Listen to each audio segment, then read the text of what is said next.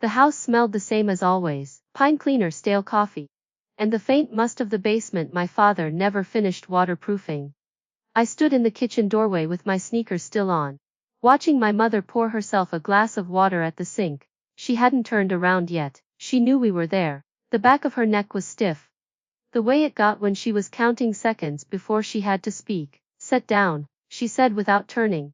Both of you. Linda pulled out a chair and sat. I stayed standing. The kitchen clock ticked loudly. It was the same clock that had hung above the stove my whole life. The one with the faded apple decal, and the second hand that jerked instead of sweeping. I used to stare at it during Sunday dinners, willing the hands to move faster so I could go back to my room. Now I wished they would stop altogether. My mother turned around and leaned against the counter. She looked older than she had at the airport. The skin under her eyes was puffy, and her lipstick had worn off unevenly, leaving a faint pink outline that made her mouth look smaller. She folded her arms across her chest and studied me for a long moment. You sold your car, she said. Yes. Without telling anyone. I told Dad. Her jaw tightened. Your father doesn't count as telling anyone, and you know it. He forgets what he had for breakfast. He remembered to sign the title transfer, I said. He remembered to drive me to the Not Rye. He remembered to ask me 3 times if I was sure. She set the glass down a rather than necessary. Water sloshed over the rim and pooled on the laminate counter. She wiped at it with her palm, quick and irritated, then looked at Linda. You didn't know about any of this. Linda shook her head. Her hands were flat on the table, fingers spread wide as if she was bracing herself. She told me this morning, at the airport, after I thought I lost the kids. You didn't lose them. My mother said chez reply. I had someone watching them. You had a stranger watching them. I cut in. A man you met at church 3 weeks ago. A man with a record, Mom. The security guard pulled up his ID. He served 18 months in state prison for unlawful contact with a minor. My mother's face went pale, then red. The church vetted him. Pastor Mark said he was fully rehabilitated. Pastor Mark isn't a background check, I said. And you didn't tell Linda. You didn't tell me. You just handed our children over to someone you really knew, so you could create a distraction. Why? She pressed her lips together. The kitchen was very quiet. I could hear the refrigerator humming and, somewhere upstairs, the muffled sound of Linda's husband pacing the hallway. He had taken the kids to the backyard and told us to talk. I wondered how long he could keep them occupied. I didn't want this trip to fall apart. My mother finally said. I planned it for 8 months. 8 months of coordinating schedules, making restaurant reservations. Your father hasn't taken a real vacation in 5 years. His doctor said he needed rest. And then you come along with your surgery talk, and your cancelled ticket, and suddenly everything's up in the air. Jolie needed that surgery, I said. She still needs it. It's scheduled for next Thursday. Did you forget that, Pierre? I didn't forget. Her voice rose slightly. I just didn't think it was appropriate to discuss at the breakfast table. Linda was already stressed. The children were excited. I didn't want to burden everyone with medical details. Linda laughed. It was a short, dry sound that didn't belong in that kitchen. Mom, you didn't tell me my own daughter had a heart procedure coming up. You didn't tell me my sister sold her car to pay for it. You told me she was irresponsible with money. You told me she was jealous of our family. My mother's face tightened. I said no such thing. You texted it to me, Linda said. I still have the message. You said Amy doesn't want this trip to happen. She's always been competitive with you. Be careful. The kitchen clock ticked. My mother stared at the floor. I watched her shoulders rise and fall with a breath she took too deeply. The kind she took when she was preparing a defense. I was trying to protect you, she said quietly. Both of you. You fight constantly. You always have. From the time you were little, everything was a competition. Who got the bigger piece of cake? Who got to sit in the front seat? Who got to pick the TV show? I thought if I could manage the information, I could manage the conflict. You made it worse, I said. You made it 1,000 times worse. She looked up at me then. There was something raw in her eyes, something I hadn't seen before. Not anger, not guilt, something closer to exhaustion. I know. The admission hung in the air.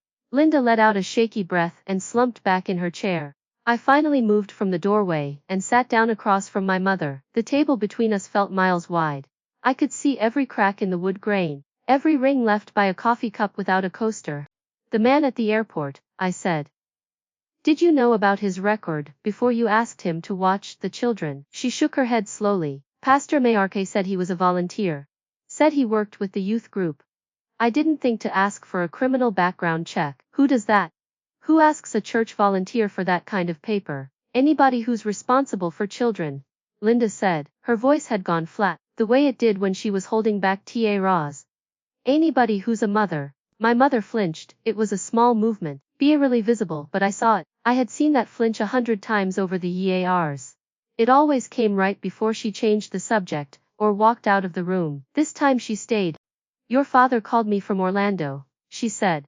He's sitting in the hotel lobby. He doesn't understand what happened. He asked me why you two didn't board the plane. I told him there was a mix-up with the tickets. He said he'd wait. Has going to keep waiting. I said. Because we're not going to Orlando. Jolie is having surgery in 6 days. She needs to be home, resting. She needs to be near her doctor. And Ben needs to be near his sister. I'll cancel the hotel, my mother said quickly. I'll get refunds for the PARK tickets. We can reschedule for later in the year, after the surgery. Linda shook her head. That's not the point, Mom. The point is you lied. You manipulated both of us. You put my children in danger. And you made me believe my sister was the enemy. Do you understand how that feels? My mother looked at her hands. They were still wet from wiping the counter.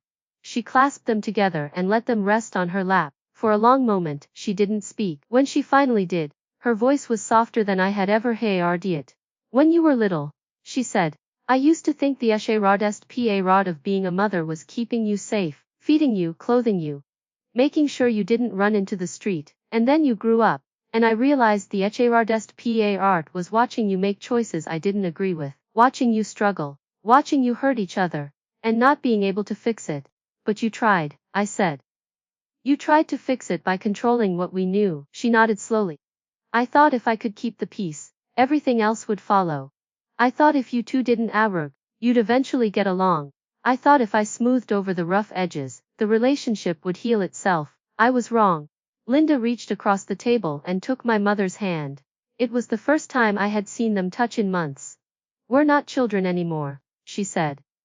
We don't need you to manage our relationship, we need you to trust us. My mother's eyes glistened. She blinked rapidly and pulled her hand away, not anger, but as if she needed to gather herself. She stood up and walked to the sink. She turned on the faucet and let the water run for several seconds before turning it off again. Then she faced us. I called the church, she said. I told Pastor Emerke what happened. He said the man won't be volunteering anymore. He said he's sorry. He said he should have done more background checks. He should have, I said. But so should you. I know. She came back to the table and sat down. She reached for my hand and Linda's at the same time. Her fingers were cold and slightly damp. I didn't pull away. I'm not going to Orlando, she said. I'm going to stay here. I'm going to help with Jolie's surgery. I'm going to drive Ben to school so Linda can be at the hospital. And I'm going to stop telling each of you what the other one is thinking. Linda looked at me. I looked at her. We didn't smile, but something passed between us. A silent agreement that this was not forgiveness yet. It was a steal. From the backyard, I heard Ben laugh, then Jolie's voice, thin but happy, calling out something about a frog. The screen door banged open and Tom came in, wiping dirt off his knees. He looked at the three of us sitting around the table, and raised his eyebrows. Everything okay? He asked. My mother nodded. We're figuring it out. Tom glanced at me, then at Linda. He didn't push. He just walked over to the refrigerator, and pulled out a pitcher of lemonade. He poured 4 glasses and set them on the table without a word. The ice clinked against the glass. The clock ticked. The smell of pine cleaner and basement must still hung in the air, but it didn't feel quite as heavy anymore. I picked up my glass and took a sip. The lemonade was sour, not enough sugar. My mother had always made it that way. Too much lemon, not enough sweet. I used to complain about it when I was a kid. Now I just drank it. Linda took a sip and made a face. Still sour, Mom. My mother almost smiled. That's how I make it. I know, Linda said. I remember. Tom sat down in the chair next to me and drained half his glass in one long swallow. He set it down and looked at Linda. Kids want to know if they can sleep in the tent tonight. Ben found the old camping GAR in the garage. It's going to rain, Linda said. That's the point, Tom said.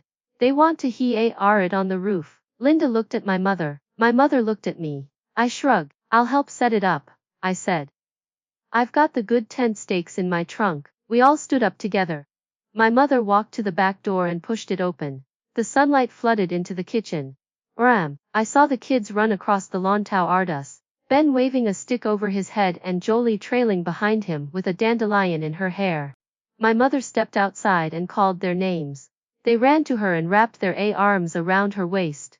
She bent down and kissed the top of each head. I watched her hold them, and I thought about the airport. I thought about the man in the gray sweatshirt.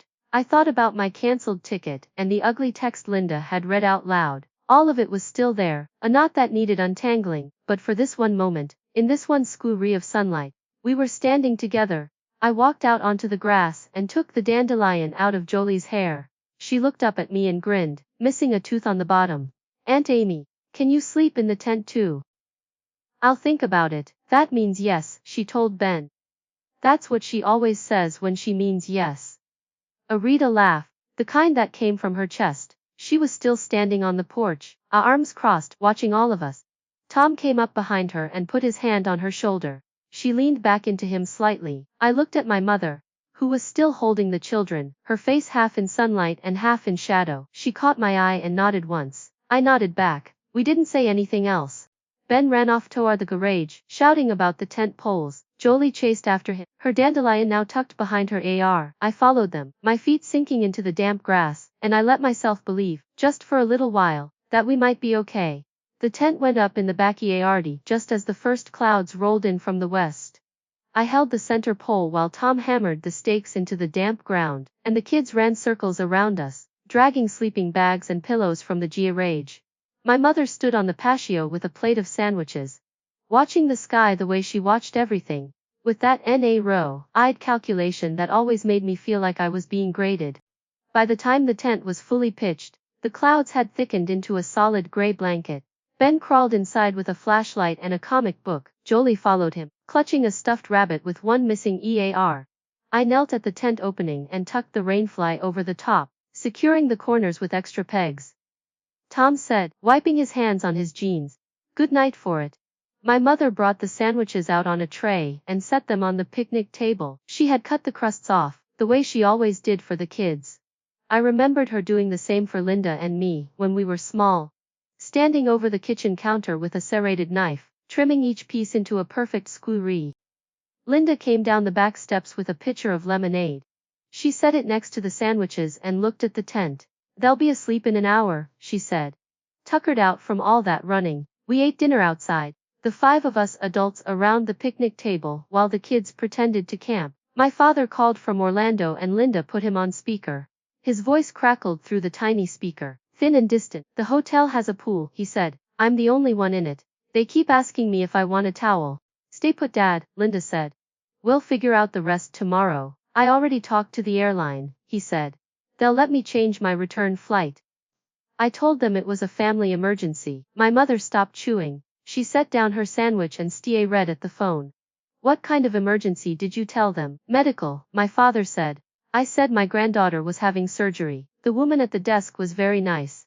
She gave me a voucher for a free meal. My mother's face relaxed just slightly. She picked her sandwich back up and took a bite. I watched her chew and thought about how easily she slipped into silence. She had always been that way, quick with instructions, slow with explanation. After dinner, Tom took the kids inside for baths and pajamas.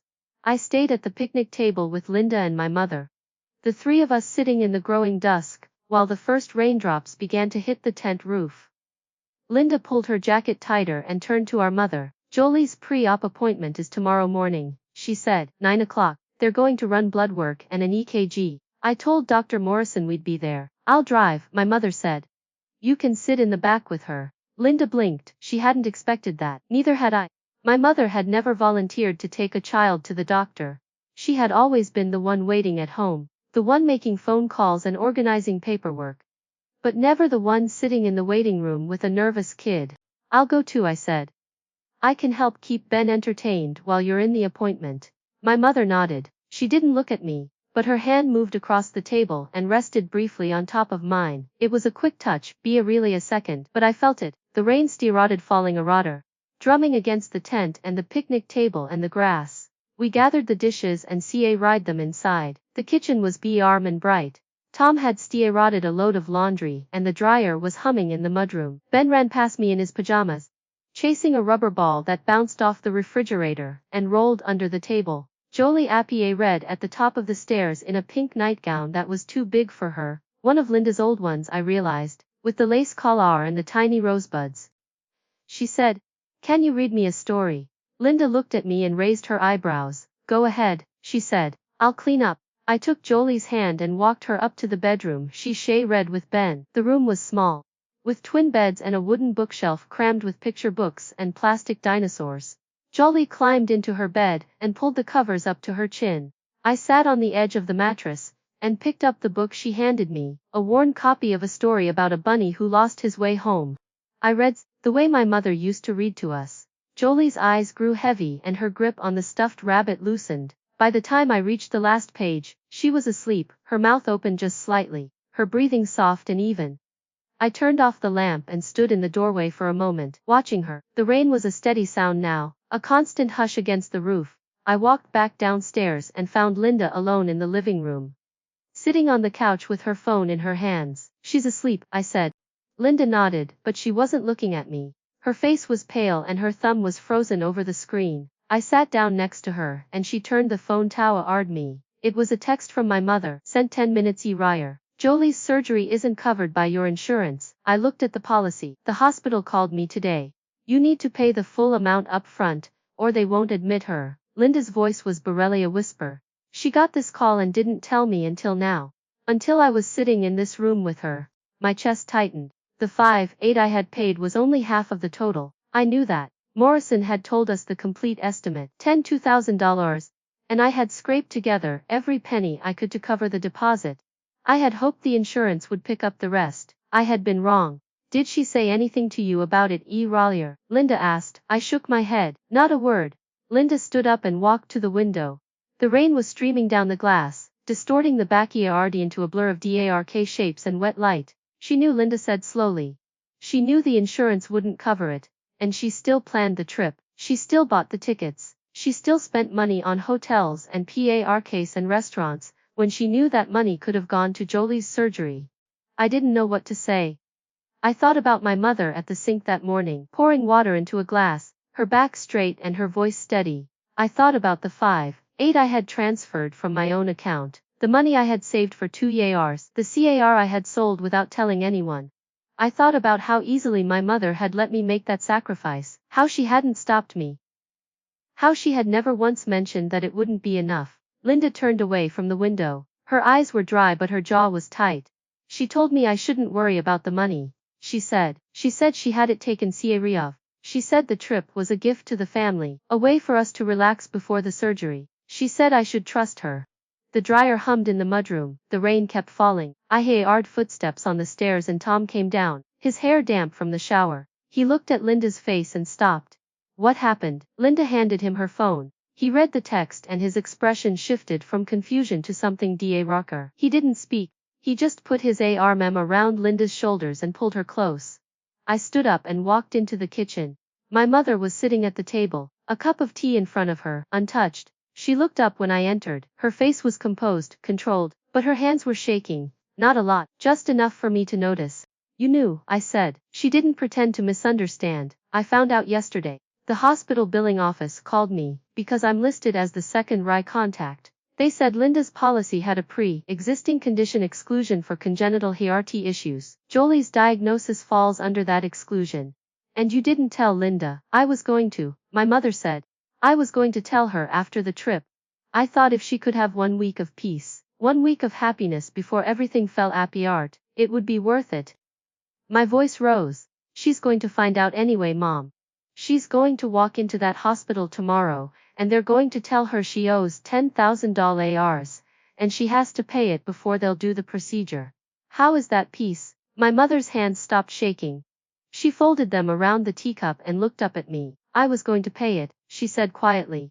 "I was going to use the money I saved for the trip, the hotels, the flights, the park tickets, all of it. I was going to cancel everything and give the refund to Linda. But I wanted her to have the trip first. I wanted Jolie to have the trip, not Ben." I asked, Not yourself, she didn't answer, she just read at her tea. I thought about how much the trip must have cost. Flights for 6 people, a hotel for a week, park tickets and restaurant reservations and rental cars. It added up to more than 10,000. It added up to more than enough. Why didn't you tell me? I asked. Why did you let me sell my car to pay the deposit when you had this money sitting in your account? Because you offered, she said. You offered before I found out about the insurance. You made that choice on your own. I didn't ask you to. You let me. She looked up then. Her eyes were red-rimmed but she wasn't crying. She had never been a crier. You're not a child, Amy. You made a decision. I respected that decision. I didn't think I had the right to interfere. I sat down across from her. The table was clean, wiped down, empty except for her teacup and a small dish of sugar cubes. I took a cube and held it in my palm, feeling the edges press against my skin. I said, when we go to the hospital, you're going to tell Linda the truth, all of it, about the insurance, about the money, about the trip. I will. And you're going to apologize. She didn't nod this time. She just looked at me for a long moment. And then she reached over and took the sugar cube from my palm. She put it in her tea and stirred slowly, watching the liquid darken. I've been apologizing in my head for 40 years, she said. It doesn't get any easier out loud. I stood up and walked to the door. Linda was standing in the hallway, just outside the kitchen, with Tom behind her. She had heard everything. I saw her face, and I saw the understanding settling over her features like the rain settling over the grass outside. She walked into the kitchen and sat down at the table across from our mother. Tom stayed in the doorway. I leaned against the counter and watched the three of them. The light from the ceiling fixture casting shadows across their faces. Linda said, "Tell me everything." My mother opened her mouth. The rain fell a rodder against the windows. Somewhere upstairs, a child stirred in sleep, and the truth, heavy and slow, began to spill out across the kitchen table. The kitchen table became a courtroom that night. My mother sat with her hands wrapped around her teacup, and Linda sat across from her with her arms folded, and Tom stood in the doorway like a sentinel who had already seen too much. I leaned against the counter and watched the steam rise from the cup and disappear into the air.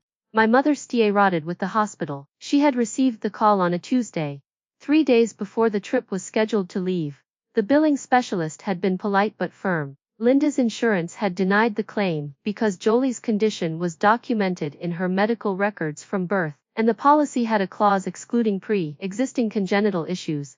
The full cost of the procedure was $11,400. The deposit I had paid covered just under half. The remaining balance was due at admission. I didn't tell you because I thought I could fix it. My mother said. I thought I could call the insurance company and I thought maybe if I pushed rod enough, they'd make an exception, but they don't make exceptions. Not for that kind of thing. Linda's voice was flat.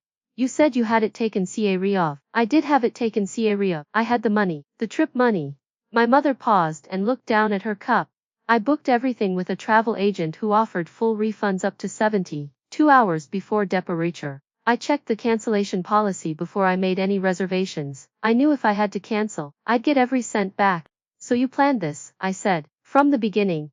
You knew you might have to cancel. She nodded slowly. I planned for it. I didn't plan for the insurance denial. I didn't plan for the surgery schedule. I didn't plan for any of the things that actually happened. But I planned for the money. Tom spoke from the doorway. His voice was low and steady. You booked the trip knowing you might not go. You bought tickets for 6 people knowing you might have to cancel them all. And you didn't tell anyone.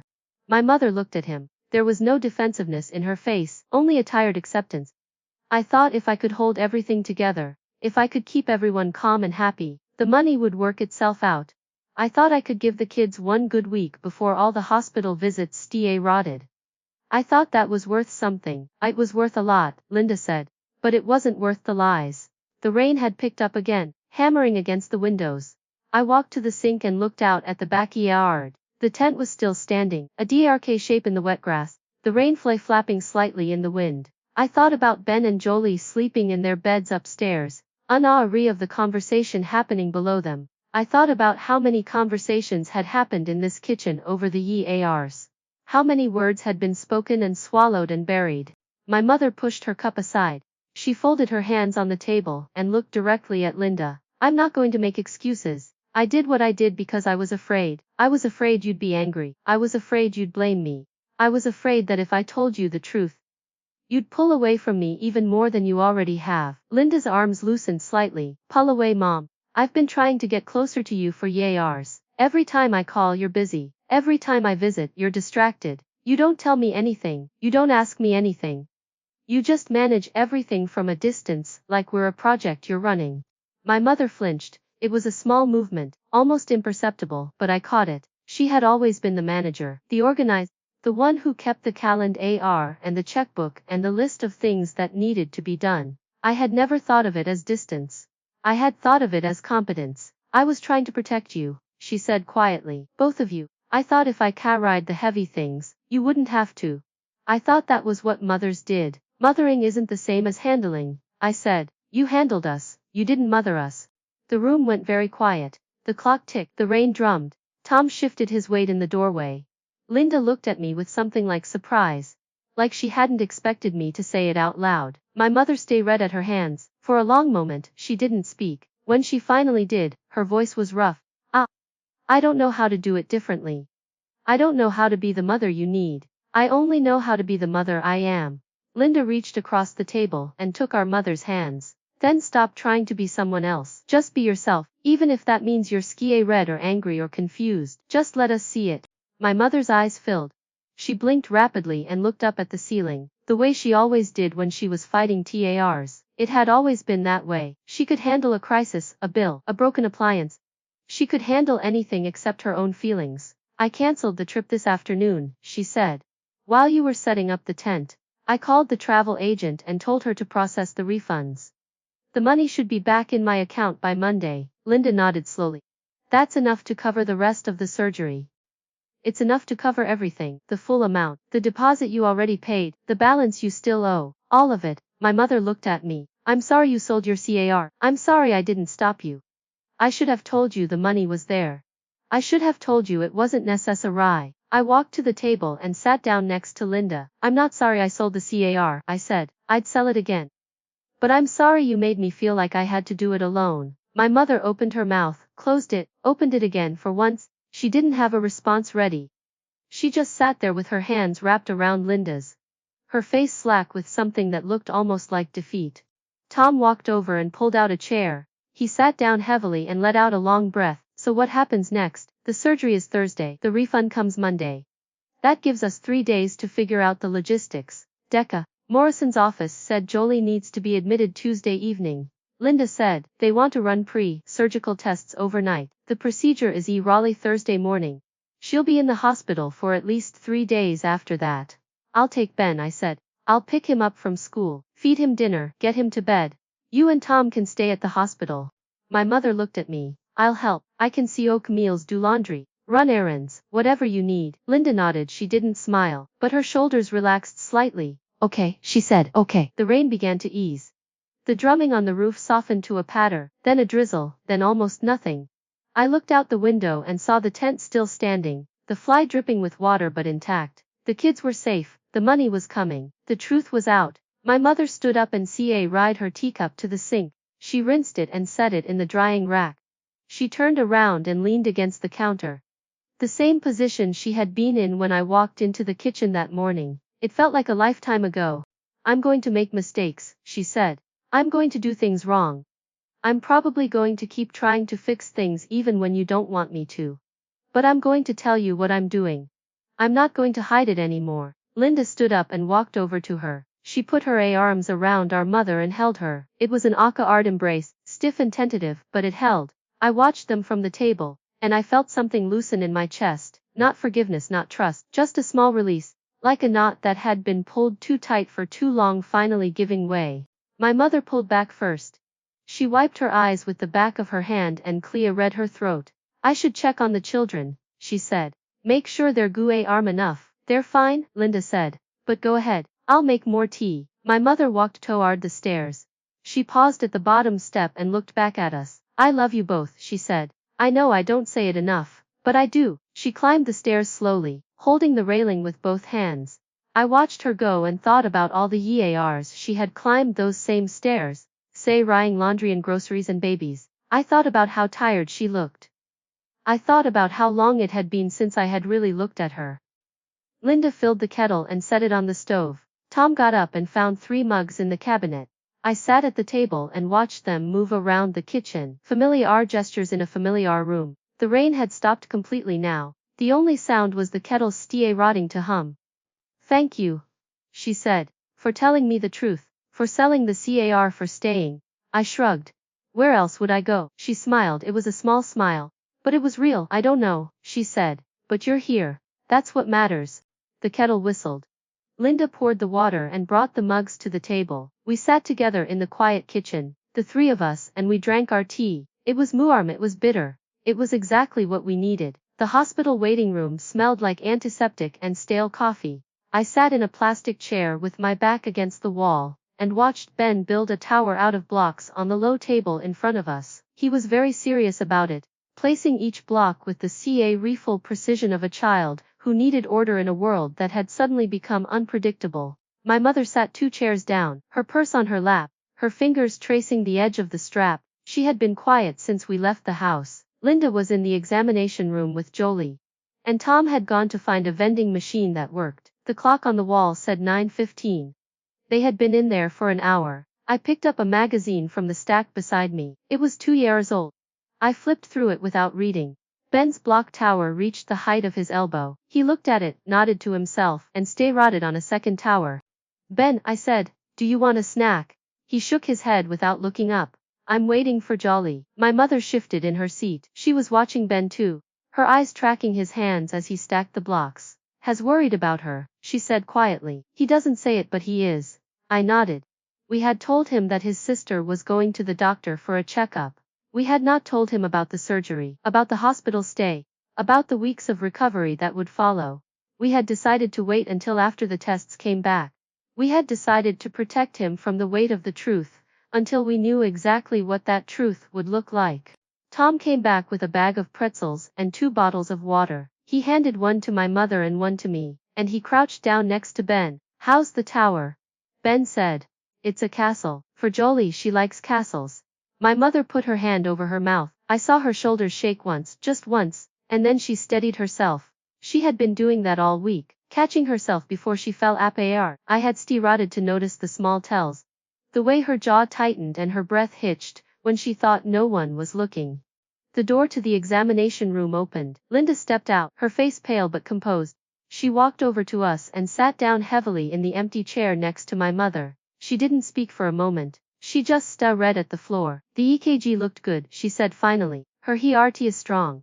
Morrison said that's the most important thing. The structural issue is there, but the muscle itself is healthy. That makes the surgery safer. My mother let out a breath. Thank God. They're going to admit her this afternoon. Linda continued. They want to start the pre-surgical medication tonight. The procedure is still scheduled for Thursday morning. It hasn't changed. Tom put his hand on Linda's shoulder. That's good. That's all good news. Ben looked up from his castle. Is Jolie okay? Linda managed a smile. She's fine, sweetheart, she's just tired. The doctor gave her a sticker. Ben seemed satisfied with this answer. He went back to his blocks. I watched him and thought about how children could accept the surface of things. How they could take the small comfort and ignore the deeper current. I had been like that once. I had believed my mother when she said everything was fine. I had believed her for a long time. The examination room door opened again. Jolie came out holding a nurse's hand. She was still in her pink nightgown from the night before, the one with the lace collar, but someone had given her a small stuffed cat to hold. Her hair was mussed and her eyes were heavy, but she was smiling. Mom, she said, they gave me a cat. His name is Whiskers. Linda knelt down and hugged her. Whiskers is a very good name. Jolie saw Ben and her smile widened. Ben, I got a cat. What did you get? Ben held up his block tower, castle. For you. Jolie walked over and studied the tower with serious concentration. It needs a flag, she said. Castles have flags. Ben nodded and started searching for a block that could serve as a flag. The nurse smiled at Linda and handed her a folder of papers. Admissions is on the 3rd floor, she said. Just take the elevator up and they'll get you settled. Linda took the folder. She held it against her chest like a shield. My mother stood up and walked over to Jolie. She knelt down and tucked a strand of hair behind the girl's ear. Are you scared? My mother asked. Jolie shook her head. Morrison said I'm going to take a nap, and when I wake up, my heart will be better. And then we can go to the castle. My mother's eyes glistened. She didn't blink, she just nodded and stood up and took Jolie's hand. Let's go find your room, she said. I'll bet it has a window. We walked to the elevator together. Ben abandoned his block castle and ran to catch up, taking Jolie's other hand. Tom carried the bag of pretzels and the water bottles. Linda walked behind them with the folder. I brought up the RAR. Watching the 5 of them crowd into the elevator, their voices overlapping and echoing against the polished metal walls. The doors closed, the elevator rose. I stood in the corner and watched my mother hold Jolie's hand and talk to her about windows and views, and the birds she might see from her room. She was steady, she was calm. She was doing exactly what she had always done, only now I saw it differently. It wasn't control. It was a kind of love that had to be expressed through action because she had never ran to express it any other way. The elevator stopped. The doors opened onto a corridor with beige walls and soft lighting. A nurse at a desk looked up and smiled. Jolie? She asked. Linda nodded. The nurse came around the desk and led them down the hall to a room at the end. The room was small but bright, with a window that faced east and a bed covered in a blue quilt. Jolie climbed onto the bed and immediately started arranging Whiskers and the small cat on the pillow. Look, she said, pointing out the window. There's a tree. My mother walked to the window and looked out. It's a maple, she said. When the leaves turn, it'll be red and orange. Can I see it when I wake up? Jolie asked. You can see it now, my mother said. It's right there. Jolie was content with that. She settled back against the pillows and let Linda tuck the blanket around her. Ben climbed onto the visitor's chair and started drawing on the notepad the nurse had left on the bedside table. Tom leaned against the wall with his arms crossed, watching the scene unfold with a quiet vigilance. I stood in the corner near the door. The room was small, and 6 people filled it completely. There was no space for distance, no space for hiding. We were all in it together, pressed close, breathing the same air. Linda sat on the edge of the bed and took Jolie's hand. I'm going to stay here tonight, she said. Dad is going to stay too. Aunt Amy and Grandma are going to take Ben home. And they're going to come back tomorrow, Jolie said. She seemed untroubled by this plan. She was 6 years old and she trusted her mother. She didn't know about the insurance or the money, or the cancelled trip. She didn't know about the man at the airport, or the text messages, or the lies that had been told in her name. She only knew that she was in a room with her family and a cat named Whiskers. My mother walked over to the bed and sat down on the other side. She took Jolie's other hand. I'm going to be right here, she said, the whole time. You won't be alone. Jolie looked at her grandmother with an expression of serious consideration. Will you bring me pancakes? My mother laughed. It was a real laugh.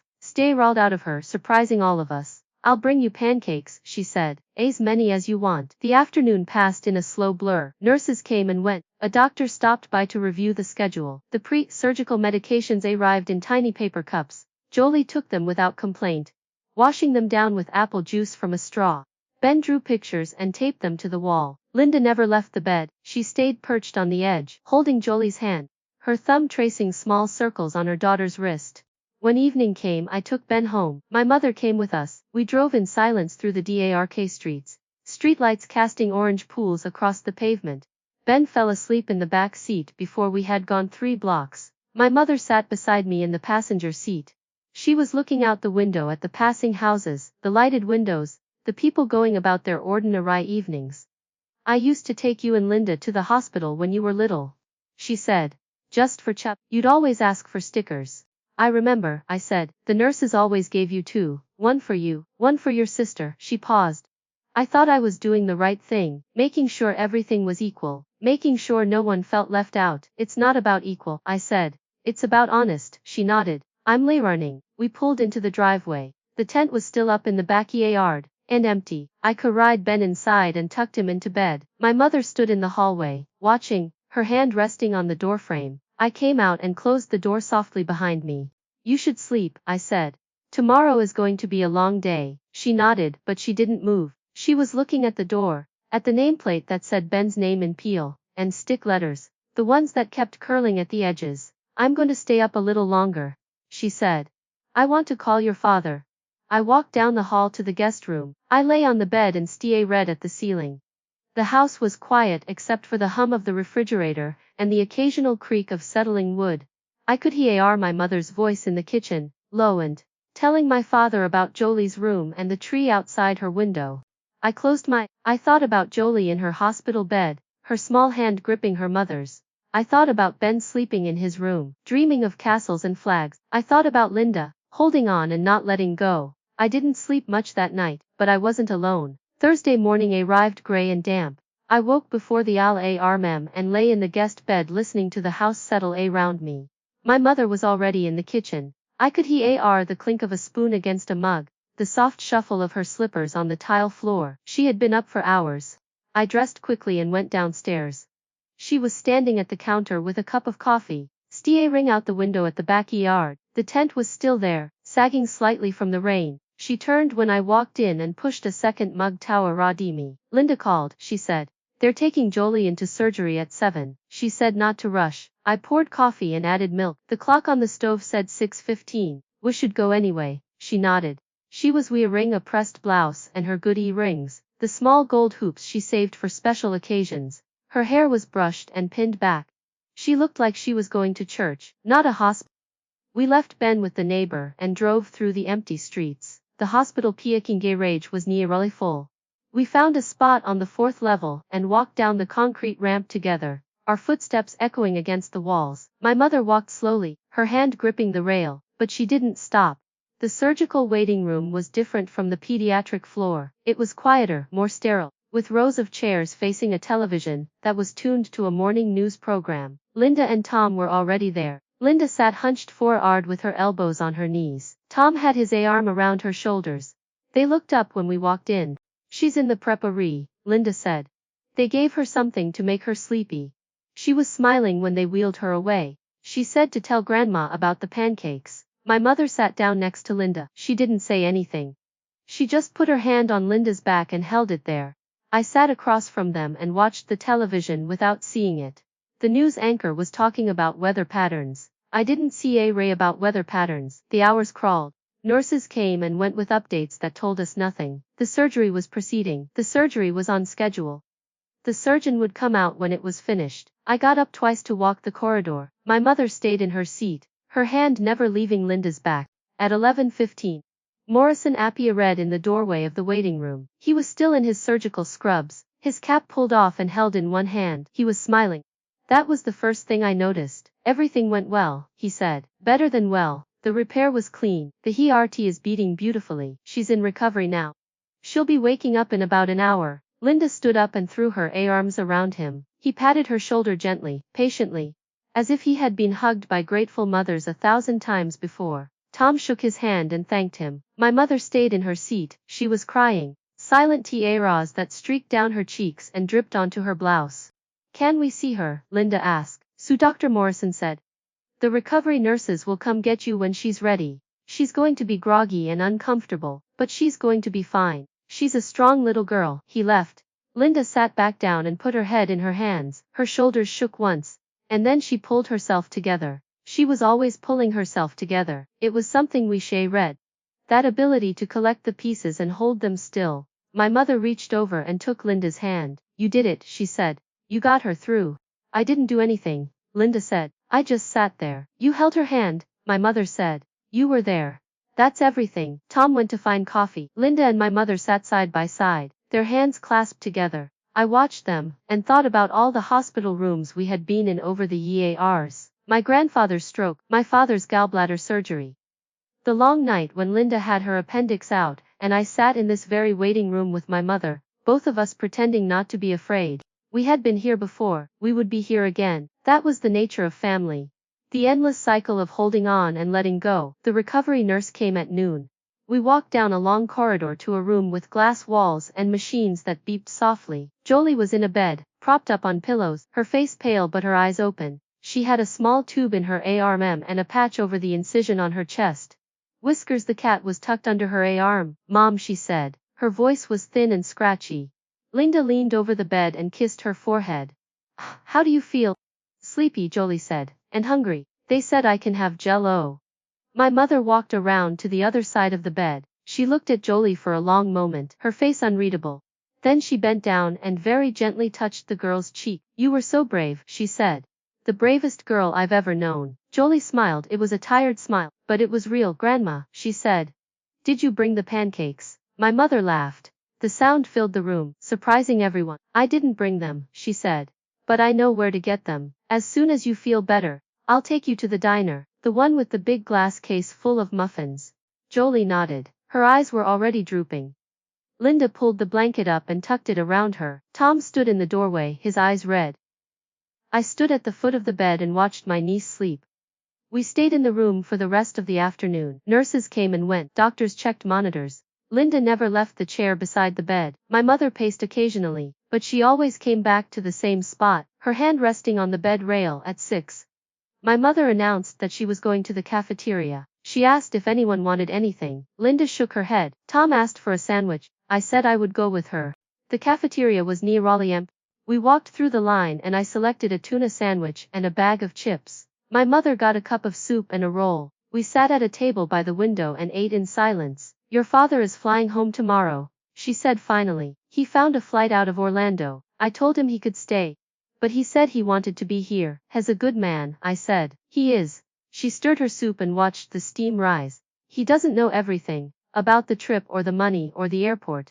I didn't tell him the whole story. Why not? She looked at me. Because he doesn't need to know everything.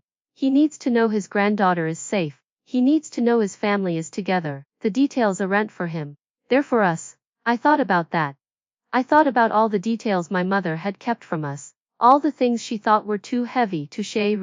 I had resented her for it. I had felt betrayed by it. But sitting in that empty cafeteria, watching her stir her soup, I understood something new. She hadn't hidden things to control us. She had hidden things to protect us. It had backfired, and people had been hurt, but the intention was not malicious. It was just misguided. It was just the only way she knew how to love.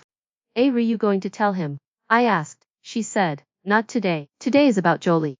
Tomorrow we can deal with everything else. We finished our food and walked back to the recovery room. Jolie was awake again, watching cartoons on a small television mounted on the wall. Linda was reading a book.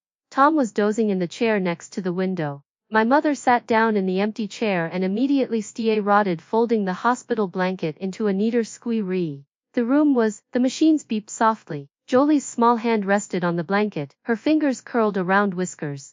I stood by the door and looked at all of them. Gathered in a small room with glass walls, waiting and watching and holding on. We stayed until visiting hours ended. Linda and Tom stayed with Jolie overnight. My mother and I drove home through the dark streets. The same streets we had driven the night before. She was quiet in the passenger seat, her head against the window, her eyes half closed. She's going to be okay, I said. My mother nodded. She is. We pulled into the driveway. The tent was still there, limp and damp in the yard. I thought about the kids sleeping inside it, pretending to camp, dreaming of frogs and castles. I thought about all the nights I had slept in tents as a child, in this same backyard, with Linda beside me and our mother's voice calling from the house, telling us to come inside. Mom, I said, I'm glad you're here. She looked at me. Her face was tired, but her eyes were soft. I'm glad you're here too, she said. I'm glad we're all here. Jolie came home on Sunday. The hospital discharged her with a folder of instructions, and a list of medications, and a small stuffed cat that had become permanently attached to her left hand. Linda ride her up the front steps while Tom held the door and Ben ran ahead to clear the couch of toys and blankets. I stood on the porch and watched them all move through the house like a slow, moving parade, full and deliberate and full of quiet relief. My mother had been king since dawn. The kitchen counter was lined with containers of soup and casseroles, and a cake that she had frosted in pink icing. The color Jolie had requested when she called from the hospital the night before. She stood at the stove with a wooden spoon in one hand, and a dish towel over her shoulder. And she didn't stop stirring, even when Linda lowered Jolie onto the couch, and covered her with a quilt. Linda said, settling onto the floor beside the couch, 3 days of bed rest, and then she can start moving around slowly. Morrison said no running or jumping for 6 weeks.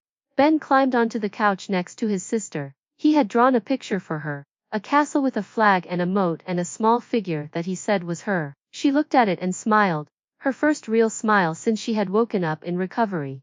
My mother came into the living room with a tray of lemonade and small sandwiches cut into triangles. She set it on the coffee table and stood back, her hands clasped in front of her.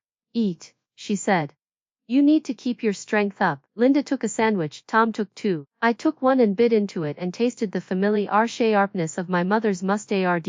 The same mustard she had used on sandwiches my whole life. It was a small comfort, but it was a comfort. Jolie fell asleep on the couch before the tray was empty. Ben curled up beside her with his comic book. Tom went to the kitchen to make more lemonade. Linda sat on the floor with her back against the couch, her head resting on the cushion beside her daughter's shoulder. My mother and I carried the dishes to the kitchen. She filled the sink with hot water and started washing the pots and pans she had used for the casseroles. I dried them and stacked them on the counter. We worked in silence, the rhythm familiar and unthinking. Your father is coming this afternoon, she said. His flight lands at 3. I told him we'd pick him up. I'll drive, I said. She nodded. She scrubbed a pot with more force than necessary, her hands moving quickly through the soapy water. I watched her shoulders, the tight set of them, and I knew there was something she hadn't said. What is it? I asked. She stopped scrubbing. She stood still for a moment, her hands submerged in the water, her gaze fixed on the window above the sink. Pastor Memar called, she said. He wanted to check on Jolie. He asked about the man at the airport. I set down the towel. What did you tell him? I told him the truth. I told him the man had a record that the church didn't know about. I told him what happened at the airport. I told him I was the one who asked the man to watch the children. She pulled her hands out of the water and dried them on her apron, said he was sorry. He said he would make sure something like that never happened again. That's not enough, I said. He should have done the background checks before he let that man near the youth group. My mother turned to face me. Her face was tired, but her eyes were clear. He didn't know, neither did I. We should have checked. We should have asked. We didn't. That's on us. She paused. I called the police. I filed a report. I wanted it on record in case he tries to volunteer somewhere else. I didn't know what to say. I had not expected her to do that. I had not expected her to take that step without telling anyone, without making a production of it. She had simply done it. The police asked if I wanted to press charges. She said there were no charges to press, because he didn't actually hurt the children.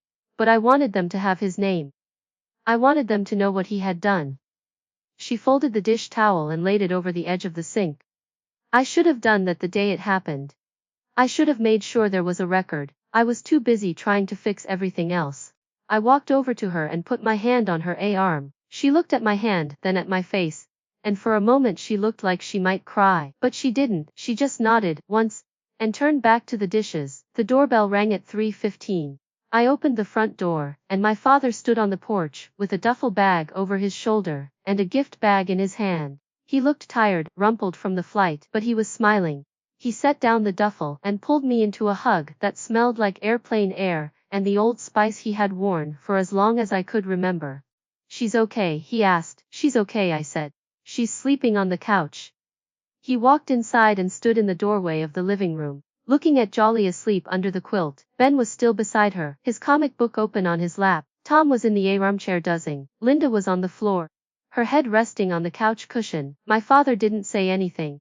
He just stood there for a long moment, watching them, his hand resting on the gift bag. Then he walked over to the armchair and set the gift bag on the table next to Tom. He sat down on the floor next to Linda and put his arm around her shoulders. I brought presents, he said quietly, but they can wait. Linda leaned into him. Her eyes were closed, but she was smiling. I missed you, Dad. Missed you too, sweet. My mother came out of the kitchen with a fresh pot of coffee. She set it on the table and poured a cup for my father. He took it with both hands and held it like it was a mu'arm stone, letting the heat seep into his palms. We sat in the living room for the rest of the afternoon. Jolie woke up briefly and opened her gift bag, which contained a small stuffed bird and a book about butterflies. She looked at the bird and said, "Bird," and fell back asleep with it pressed against her cheek. Ben took the book and started reading it aloud, his voice low and cheerful, as if he was telling a bedtime story to the whole room. My mother brought out the cake. We ate it in slices on paper plates, sitting on the floor and the couch and the armchair. My father told stories about Orlando, about the hotel pool and the man at the front desk who had given him free meal vouchers. He told them like they were adventures, like the whole trip had been a grand misadventure instead of a disaster. Linda laughed. She laughed at my father's stories, and then she told her own stories about the hospital, About the nurses who brought jolly extra jello and the doctor who told terrible jokes. Tom added. My mother corrected one or two of Linda's recollections, and Linda corrected her back, and my father sat in the middle of it all with his coffee and smiled. I sat on the floor with my back against the wall and watched them. The afternoon light came through the front window, slanting across the room and catching the dust motes in the air. Jolie slept on the couch with her bird and her cat. Ben read his book. Linda and Tom talked and laughed and argued about whether the hospital cafeteria soup had been chicken or vegetable. I thought about the airport. I thought about the cancelled ticket, and the angry text message, and the man in the gray hoodie. I thought about the kitchen table, and the truth that had spilled out across it. I thought about all of it, and I realized that it was still there, still part of us, still waiting to be fully resolved. But sitting in that living room with my family, watching the sunlight shift across the floor, I felt something I hadn't felt in a long time. I felt like we were going to be okay, not because everything had been fixed, not because the past had been erased, but because we were all in the same room, breathing the same air, holding on to each other. My mother looked over at me from her chair. She met my eyes and held my gaze for a moment. Then she nodded, just a small nod, and I nodded back. No words were needed. For the first time in a long time, no words were needed at all. The sun set behind the houses across the street. We turned on lamps and ate dinner from mismatched plates. Jolie woke up enough to eat a few spoonfuls of soup. Ben told her about the castle he was going to build in the backyard.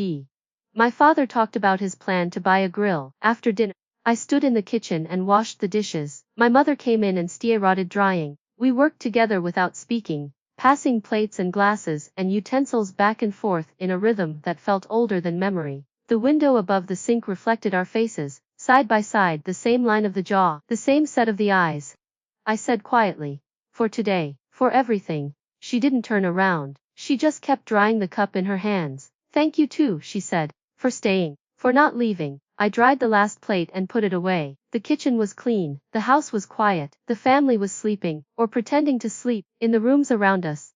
I walked to the living room doorway and looked in. Linda had fallen asleep on the floor, her head on a pillow she had pulled from the couch. Tom was half asleep in the armchair. My father had stretched out on the floor with his duffel bag as a pillow, snoring. Ben was curled up on the couch next to Jolie, and Jolie was clutching both her bird and her cat. My mother stood beside me and looked at the same scene. She didn't say anything. She didn't have to. We stood there together.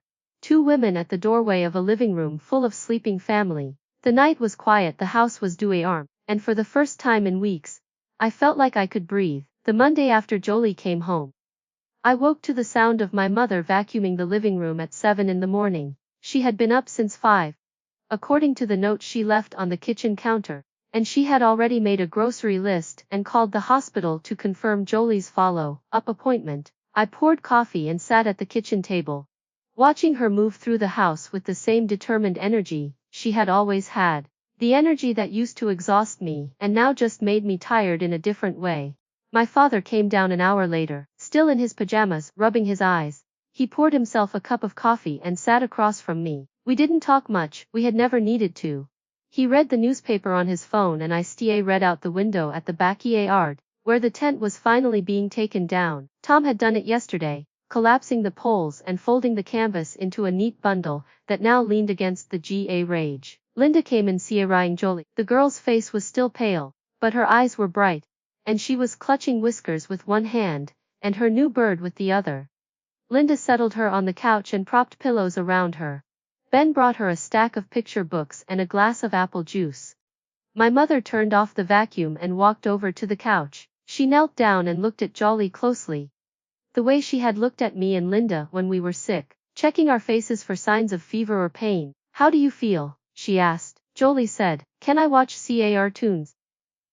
Linda found the remote and turned on the television. My mother stood up and smoothed her shirt, a nervous habit she had never broken. She looked around the room at all of us, her family, and for a moment she seemed uncertain of what to do next. "Breakfast," she said finally. "I'll make breakfast." She read into the kitchen. The sounds of pans and plates soon followed. I walked to the doorway and watched her move, her hands quick and practiced, her attention split between the stove and the counter. She had always done that, cared for us, fed us, filled our plates before she filled her own. I sat down at the kitchen table and watched her work. The sun was coming through the window, bright and chirp, lighting up the dust that floated in the air. She cracked eggs into a bowl and whisked them with a fork. She buttered toast and sliced fruit. She moved the way she had always moved, as if the kitchen was the only place she knew how to be. What happens now? I asked. She looked over her shoulder. What do you mean? After this, after the surgery, after everything, what happens next? She turned back to the stove and poured the eggs into the pan. We go on, she said. That's what happens. We keep living. I thought about that. It seemed too simple, too small for everything we had been through. But maybe that was the point. Maybe going on was the sheerdest thing, and also the only thing. The doorbell rang. I went to answer it and found a delivery driver holding a lay Raj box. The label said it was from the travel agency. I carried it inside and set it on the dining table. My mother came out of the kitchen with a spatula in her hand and looked at the box. The refund, she said. The cancellation money. She opened the box with a pair of scissors. Inside were checks and receipts, and a letter from the travel agent, confirming the full refund of all expenses related to the trip. My mother pulled out the checks and spread them across the table. She counted them twice, her finger tracing the numbers. It's all there, she said. Every penny. Linda came into the dining room. She looked at the checks and then at our mother. What are you going to do with it? My mother folded the checks and put them back in the box. She closed the lid and set it aside. I'm going to pay for Jolie's surgery, she said, the full amount. And then I'm going to put the rest in a savings account for the kids, for college, or for whatever they need. Linda was quiet for a moment. Then she walked over and hugged her. It was a real hug. The kind that lasted longer than a second. The kind that said something without words. My mother hugged her back, her hands flat on Linda's shoulders, her face pressed against her daughter's hair. Thank you, Linda said. You don't have to thank me, my mother said. It's your money, it always was. My father came into the dining room and looked at the box. He didn't ask what was in it. He just sat down in the chair and folded his hands on the table. I called the airline this morning, he said. They said we can rebook the trip for next year. Same price, same hotel, same everything. They'll hold the reservation for us. My mother looked at him. Next year. We'll all go, he said, all of us. The kids will be older, Jolie will be stronger. It'll be better than this year. It has to be. Linda smiled. It was a tired smile, but it was genuine. Next year, she repeated. I like that. My mother didn't say anything. She just stood there, her hands resting on the box, her eyes on the checks inside. I walked over and put my hand on her arm. She looked at me and nodded, a small movement that said she understood. She understood that the money wasn't the point. The trip wasn't the point.